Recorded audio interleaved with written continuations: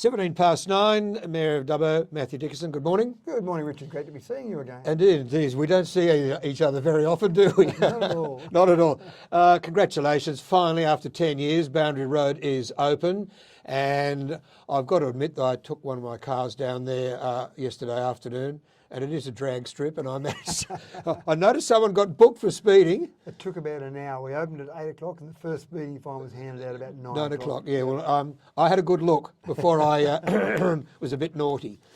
Very naughty. 50k speed limit Yes. for our residents there, Richard, just to remind them all. Yes. 50k speed limit. Well, I was doing 50k's, I'm sure, is what you were doing. 50 plus, 65. No comment. No comment. Trouble is, when you turn left to go up to Sheraton Road, you come off this beautiful road into a bit of a goat track until you get to the parking area for St John's College. The council going to do anything about that because it was pretty bumpy and full of potholes and everything? Yeah, definitely. That's been identified as certainly a priority road to be repaired. The problem with roads is they're so expensive, Richard. So I it's know. just incredible. That section of road, that section that's just been opened that you drove on yesterday, that's about $8.7 million. Just incredible amount of money. Now, there's a lot of underground infrastructure Sure. there as well. There's a lot of work that you see that you don't see, just apart from the black bit on top. But it just seems like a lot of money. That's only 1.2 kilometres. Yes, I know. So it's a lot of money. Normally, the general number that I use, although it's going up now, but the general number I use is to repair bitumen, just a normal bitumen road, one lane in each direction, is about $1 million per kilometre. Yeah, about $1 million a kilometre. But things are getting dearer now, so that number's probably a little bit out of date as well. With a railway line, though, it's only $250,000 a kilometre. Did you know that? To repair it? To repair it, yep. To build them, though, they're over $1 million per kilometre as well. Exactly, well, nearly 1.2. Yeah. All right. Council last night, looking at housing, I'm not terribly happy with the decision of Council, although it's going forward to display.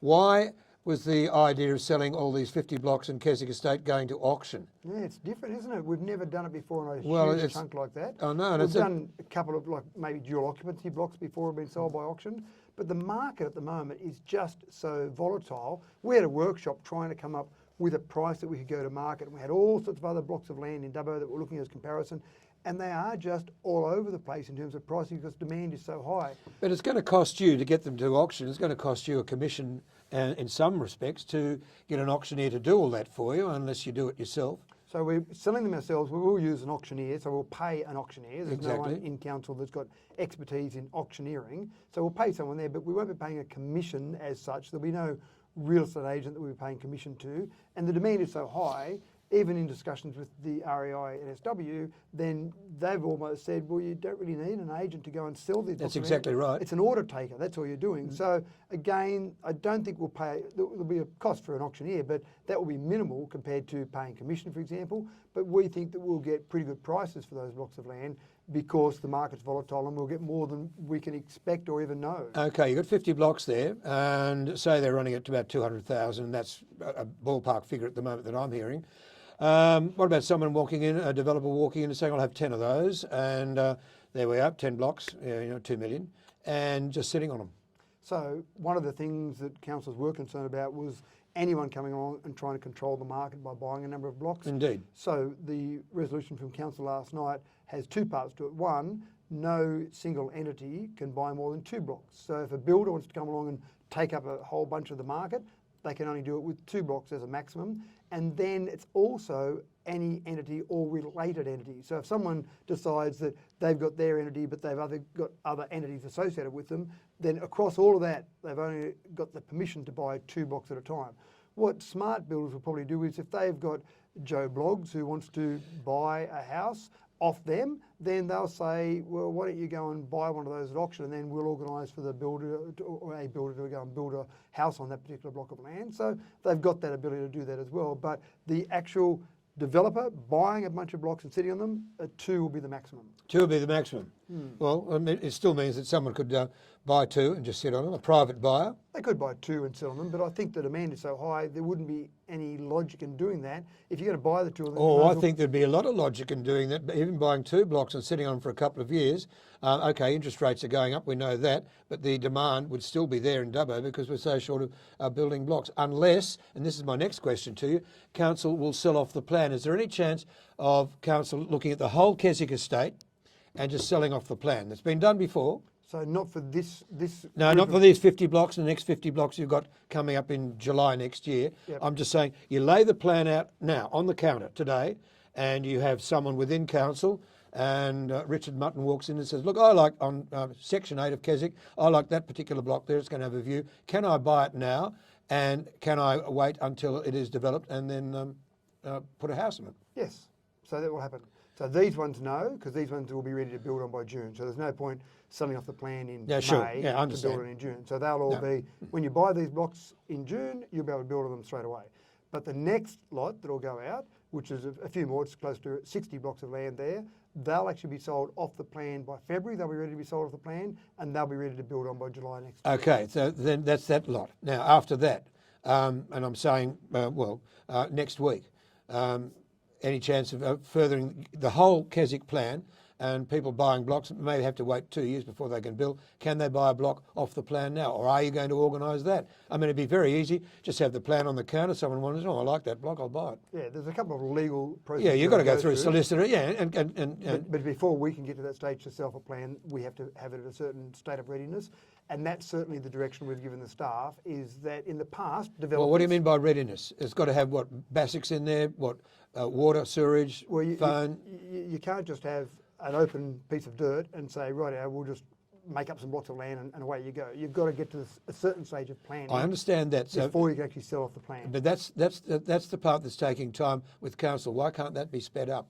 Well, and that's exactly the direction we've given our development staff, who aren't the staff that approve developments, these are the staff who do land development.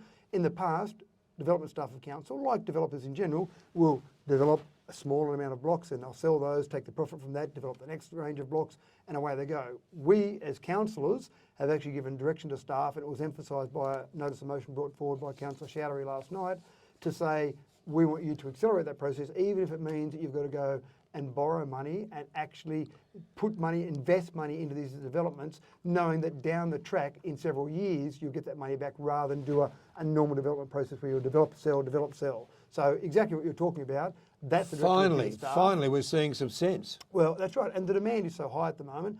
It's probably fair to say, Richard, there's been a severe lack of strategy and vision over the last few years, and so we've got to do a bit of catch up now. And one of the ways we're doing a bit of catch up is to say, let's bring those blocks of land on sooner than we normally would have in a normal development process, but also let's sell those off the plan as soon as we're able to. It still takes time though, so you can't walk in tomorrow and buy all these blocks off the land. Off the plan. I understand that, but at least there is some movement within council, and not some movement, dramatic movement. Dramatic movement. Well, you can use the word, but some movement in council to get that done. Look, lots of questions to ask. It's 9:26. I'm talking with Mayor Mathew Dickerson. I do want to ask you about the code of conduct. Now, code of conduct complaints were many, and I was responsible for a number of code of conducts against the former mayor, Councillor Ben Shields, and against the former CEO, Mr McMahon, and I was responsible for a number of those codes of conduct, which at this stage are still in the process of being looked at. With this present council, code of conduct, where are we up to? So there's two parts to that. The first thing is there's a legislative requirement that the CEO or GM of a council needs to report back to the community once a year on how many code of conducts have been received. Not information about them, obviously, unless something goes through to be a public process. So that's a requirement.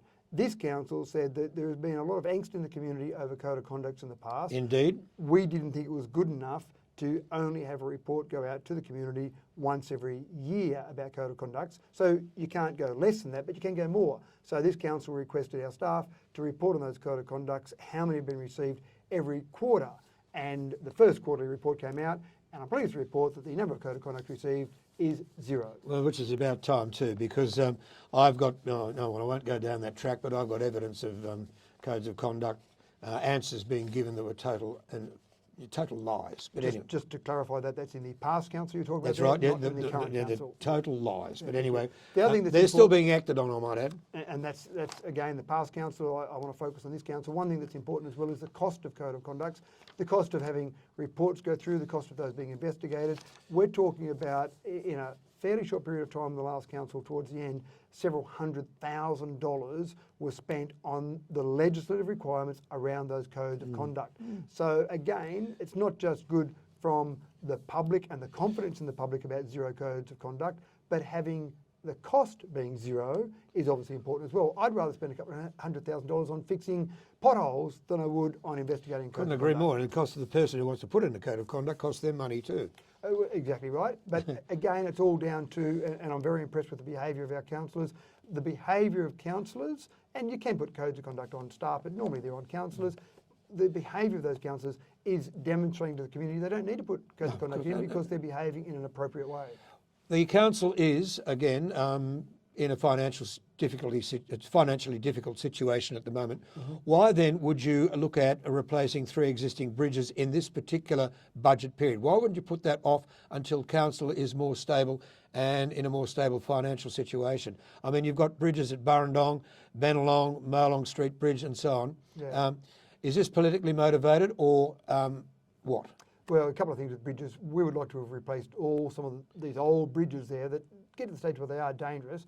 10 years ago would have been fantastic. 20 years ago would have been fantastic. So you want to replace those bridges as soon as possible. Typically with bridges, what you try and do is get funds from the state government to replace those. They've got So you're getting funding from the state for these bridges is not coming out of our rates? Well, there'll be contributions from our rates and contributions from the state government. How much for our rates? What percentage? Usually, a lot of these bridge projects can be 100% funded. Sometimes they're 50% funded.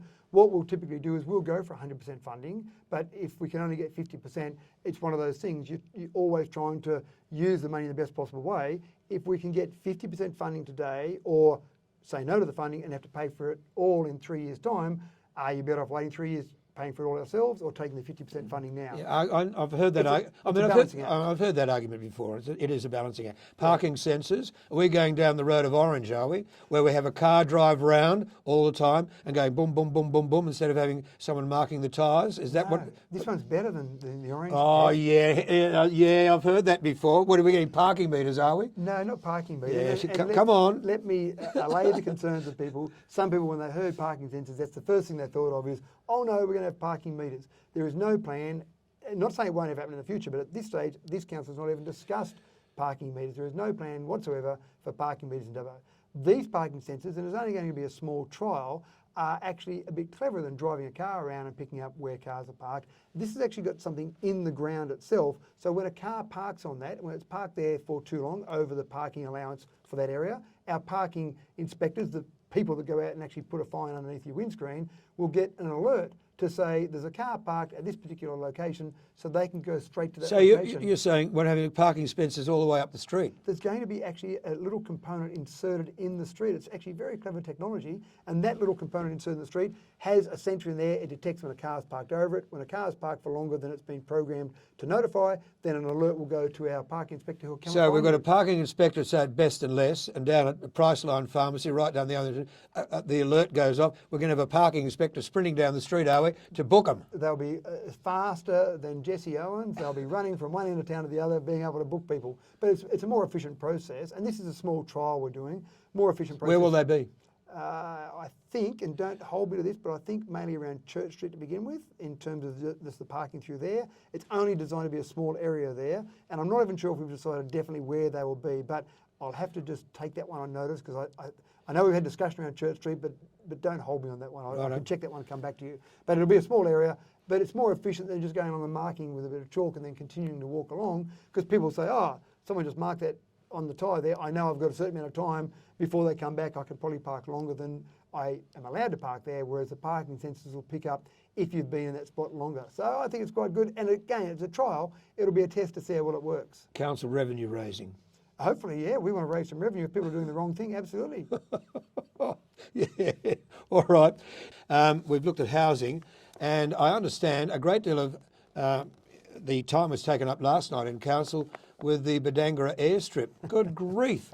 I mean, let's face it, what you want to do there is, I can't understand why all the fuss is about. I know the previous council, I know the previous mayor had, but one, Councillor Shields, had ideas about what to do at Badangarra. So what latest ideas have come up for the Badangarra Airport? Are we going to have drag races there and planes landing? Are the Aero Club going to be safe in their premises? What's going on? Well, I'm intrigued. Go back a step. What were the plans from the previous mayor but one? Do you know what the plans for Badangarra were at that stage? None. Right, okay. So having no plan, obviously, planning to fail. Well, yeah, no, they did have one plan to get rid of the Aero Club because they wanted to use the building for something else. Right, okay. Well, getting rid of the Aero Club out of an aerodrome probably doesn't make a lot of sense. No, it doesn't. The problem we have, so here we are, council, we've got a lot of assets around the community. The problem we have as a council is that wherever possible, we want to minimise the cost to the community and have users pay for those facilities. That's not possible with everything. Our swimming pools, for example, we lose money in our swimming pools, but they're a good community asset. Our libraries cost us money, but they're a good community asset. When you get to an airstrip, which is what we've got there out in Madangra, you've got airplanes using it. There's not a lot of airplanes that use it. We have, on average, less than one landing per day there at the Madangra airstrip. What's the landing fee? You pay $13 and a few cents per tonne of aircraft. Okay. So if you've got a little aircraft that might be half a tonne, you might pay $6 or $7. So we generate out of those planes landing about, on average, $158 a month. So not a lot of money, and it's a fairly large asset there. You've got a large chunk of land. If we sold that tomorrow, and just to allay concerns there, I'm not saying we're going to sell it, but if we sold it tomorrow, we've had a valuation on it, that'd inject $800,000 into our bottom line for 1 year, obviously. But we're not planning on doing that. But we also can't go on having an airstrip generating $158 a month when we need to do repairs on an airstrip on an ongoing basis. We need to just mow the grass there. So there are costs associated with it. So the only way council has determined, the only way that is a viable asset for council is to have multi-use. Having the drag strip or the drag club come and use it as a drag strip, typically once a month, non-COVID times of course, once a month, sometimes more often than once a month. They, just to use it as a drag strip, they pay approximately $1,300 to use it for a day of drag racing. On that day, it can't be used as an airstrip. You can't have planes landing beside cars. That's obvious, yeah. That's right. There are other uses as well. For example, there are driver training courses that are run on that drag strip there as well, or on that air strip/drag strip. So you've got driver training. There'll be people who want to do brake testing of vehicles. There's actually just some of the facilities beside there. We've got a particular fire service there that does some testing on some of the fire equipment that they have to do testing on. Okay, so all those things are going on at the moment. What's the argument? Why are people opposed to all this? So one of the motion brought forward by council last night was to remove the drag club from the airstrip and say, we don't want them on there at the moment. We want to investigate how much damage they're doing to the track and maybe try and get some funding elsewhere. Are they doing damage? Well, everyone that uses it does damage. And I say damage in inverted commas. When you're using something, when you drive down the road, you're doing damage to that road. It's all use of that. The concern was that the drag club was doing much more damage than the amount of money being generated. We don't have any data to show that the damage they're doing is exorbitantly more than the amount they're paying. I would have thought they left a lot more rubber on the top of the on top of the bitumen that could be melted in on a hot day. But well, anyway. when you look at where they start, there is a wear down of the bitumen there at the starting point. But having said that, they gave a significant amount of money a decade or so ago to Wellington Shire Council to do some severe work and some patching work to that actual piece of bitumen that's there. So they have contributed, apart from the fees they pay, they've contributed in the past as well. But one particular, again, people can bring motions forward to council. One council thought it would be better to remove them from the club for the moment and just have planes landing. How long's the moment? Well, exactly right. So there was a lot of discussion and debate around that at council last night. In the end, that motion wasn't successful. So the position of council now is that it will be a multi-use facility. We'll keep using it for a range of users. We'll put agreements in place to try and make sure we're getting fair return for the uses there. But at the same time, we're going and looking for $700,000 from the federal government in a grant, because if we can have that amount of money, the surface we can put on that particular airstrip then will be a good enough surface for the planes to land and a good enough surface for the drag club to keep using it without doing severe damage, because we can make it a better surface there. All right, fair enough. So chasing funds, obviously, and using it as a multi-use facility. So it was a long debate last night, and that's great. That's good to see councillors engaged and involved, and we had several people in public forum talk about it as well. Differences of opinion. Ultimately, what council resolved and where council's position is at the moment is that the best way to use that facility is multi-use across a range of users. Okay, in the budget for this year, nothing about the swimming pool, not a word. Correct. Why? Money, just lack of funds. No, why? Why isn't there a motion moving forward to at least get some plans done? You need to stir up your councillors a bit more. I have written to them. I know you've I have written to every councillor. I have not received one reply, and I haven't received a reply from you either, except verbally now. That's right, I talk every week about it, don't I? It really just comes down to budget. That's the bottom line. We're still trying to fill a $20 million hole that the last council left us with. Over the last 3 years, the last council lost $20 million. We need to get back. This financial year, we'll run at a loss. We're still working on the budget for next year. We've still got about a $3.5 million loss that we're still trying to get to the stage. We get it back to the black and then go forward from there. At the moment, the unfortunate part, Richard, is that we hear every day people who want more facilities, more things in the community, including swimming pools, but the rate pegging amount given to us by IPART was 0.7%. Now, we've got an ability to go to 2.3%. Yes. But when you look at CPI is much higher than 2.3%. It's 5%. Exactly right. So at 2.3%, even at 2.3%, we're not even keeping up with inflation. So it puts council in a very tough spot. And to go through a special rate variation is a several year process. There just hasn't been enough time for this council to even go out and ask the community for more money. If we did or we didn't, that's a decision, not my decision, that would be a council decision, but there's no discussion of that at the moment. It really is, we need to cut our cloth to fit what we've got at the moment. And that doesn't include a swimming pool, extra swimming pool, unfortunately. Mumble mutter. Right, 20 to 10, very quickly. Sewage and water are going up again. Everything will go up, Richard. Everything will go up. All the fees and charges that we have from a council perspective will go up, and some of those may go up by more than 2.3%. Certainly water is, and sewerage is. That's right, and the 2.3% is the rates pool. So the amount of rates we pay in a total pool will go up by 2.3% if we go through that and approve that budget. Other fees and charges might go up by different amounts from that. So 5%, 10%, I can see it. That's, and obviously we're needing to get to that stage where we're in a financially sound position. That's the bottom line. I don't want to be the mayor of a council, and councillors don't want to be in a council that's going broke. We need to keep this position where we hand this council over to a new group of councillors in 2.5 years' time. We need to be in a stronger financial position than we are at the moment. Matthew, good talking with you. Thank you very much. And one of these days we'll get a bloody swimming pool in this town that's covered. I mean, I was on council for 13.5 years. I gave in twice, once to the RSL and once to Barden Park, and now I'm giving in again. We do take private donations from anyone named Richard Mutton or otherwise to help us fund these facilities. We have no problem with that at all. Philanthropic donations. 20 to 10, DCFM 88.1. Matthew, good talking with you. Thanks, Richard. Okay, let's go to some music.